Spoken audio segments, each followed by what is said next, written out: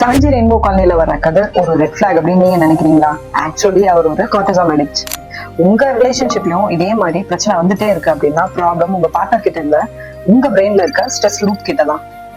கதர் லாஜிக்கே இல்லாம சண்டை போடுறது, அனிதா மேல கோவப்படுறது, இது எதுவுமே லவ் இல்ல, ஸ்ட்ரெஸ் ஹார்மோன் அதாவது கார்டிசால் அதிகமாகும் போது உங்களோட லாஜிக் பிரெயின் ஆட்டோமேட்டிக்கா ஆஃப் ஆயிடும்.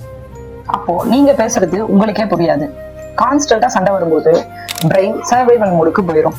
அதனாலதான் அனிதாவுக்கு கதிர் அன்பா பேசினா கூட அது டேஞ்சர் மாதிரியே தெரியும். நீங்க லாஜிக் வேலை செய்யாது, பயாலஜி தான் கேம் பிளே பண்ணும். உங்க ரிலேஷன்ஷிப் இதே மாதிரி 7G ரூட்ல தான் இருக்கு அப்படின்னா நான் சொல்ல போற 20 மினிட்ஸ் ரூல ஃபாலோ பண்ணுங்க. உங்களுக்குள்ள எப்பெல்லாம் சண்டை வருதோ அப்பெல்லாம் ஒரு 20 மினிட்ஸ் நீங்களும் உங்க பார்ட்னரும் பிரேக் எடுங்க. இந்த பிரேக்ல உங்க பிரெயின் கார்டிசல் லெவல் டிராப் ஆகி கதிர் மோட்ல இருந்து நார்மல் மோடுக்கு வந்துடும்.